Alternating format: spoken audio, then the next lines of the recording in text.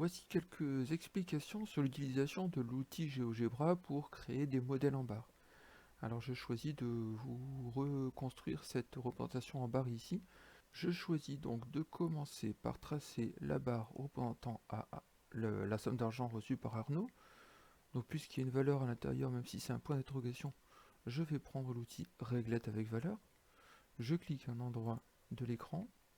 On me demande comme première valeur la longueur de la barre. Eh bien moi je vais choisir une longueur de 5. Peu importe, hein, après on s'adapte.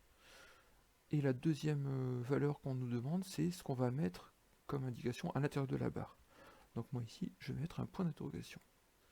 Et voilà ma première réglette construite. Il faut que j'en construise 3 autres. Donc de la même façon, j'en construis 3 autres.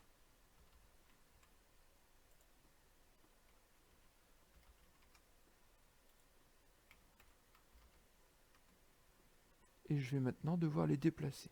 Alors pour les déplacer, bien évidemment, on se met en mode déplacer. Et si je bouge le point qui est au coin inférieur gauche d'une barre, eh bien toute la barre se déplace en même temps. Ici vous remarquerez que j'ai aimanté la grille pour plus de facilité. Comme les longueurs des barres, je les ai données en unités entières, eh bien je peux déplacer et coller parfaitement les barres l'une avec l'autre. Il me reste à construire une plus petite barre de 40, donc je vais reprendre l'outil réglette avec valeur. Ici, je vais reconstruire une de longueur 3, et à l'intérieur, je vais écrire 40. Voilà, de la même façon, je vais déplacer ma barre pour la coller aux autres. Je dois maintenant en construire une pour les 180 ici en haut. Alors comme j'ai 4 réglettes de 5 et une réglette de 3, ça me fait une réglette de 23 que je vais ici placer au-dessus. Donc la longueur, ça sera 23. Comme 23 est supérieur à 10, ma réglette sera automatiquement de couleur blanche. Et puis ce que je vais écrire à l'intérieur, c'est 180. Ma réglette est construite. Je n'ai plus qu'à la déplacer pour la coller aux autres. Je remarque que les valeurs ne sont pas exactement centrées dans les barres, mais je rectifierai ça à la fin. Il me faut maintenant mettre les flèches. Donc ici j'ai la flèche d'Arnaud qui doit correspondre à la première barre, donc une longueur de 5. Elle doit être en dessous, donc je vais prendre l'outil flèche dessous. Je clique sur le point inférieur gauche de la barre, donc ici sur le point D, et je vais demander une flèche de longueur 5. Cette flèche va être accompagnée d'un point qui est centré en dessous de la double flèche, point à partir duquel j'irai insérer un texte. Donc je viens ici dans l'outil texte, je clique sur ce point et j'écris ce que je veux écrire en dessous de la flèche. Arnaud. Encore une fois, le texte n'est pas centré, mais je le ferai à la fin. Je continue à construire mes flèches. J'en construis une ici qui doit avoir pour longueur bien, les 2 barres jaunes, donc 10. Et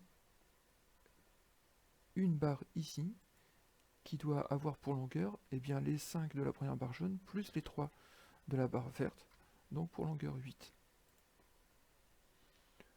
Je vais placer mes textes. Ici, sur ce point-ci, je veux écrire Amel.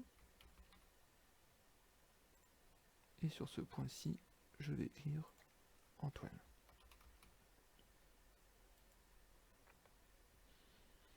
Je vais maintenant construire la flèche qui est au-dessus. Donc je prends l'autre outil flèche, flèche dessus. Je clique sur le point inférieur gauche de la barre blanche, donc sur le point B1. Je demande une longueur de 23. Et je mets mon texte ici sur le point attaché, somme totale. Voilà, j'ai terminé de construire ma représentation en barre. Maintenant, il faut que je nettoie un petit peu ça. Donc, je me mets en mode déplacé. Je vais sélectionner, en utilisant la touche CTRL de mon clavier, l'ensemble des points que je veux faire disparaître. Aussi bien les points qui m'ont permis de placer les barres que les points qui m'ont permis de placer les textes. Clic droit, afficher l'objet. Je vais enlever l'aimantation de la grille de façon à pouvoir positionner comme je le souhaite les valeurs ou les textes qui ont été placés.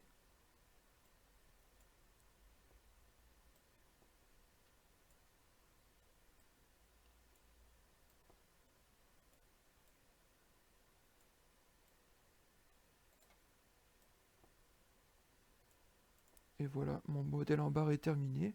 Si je le souhaite, je peux augmenter la taille des textes. Hop. Si je le veux un peu plus grand pour plus de lisibilité, aussi également on peut faire ça avec les valeurs qui sont indiquées dans les barres.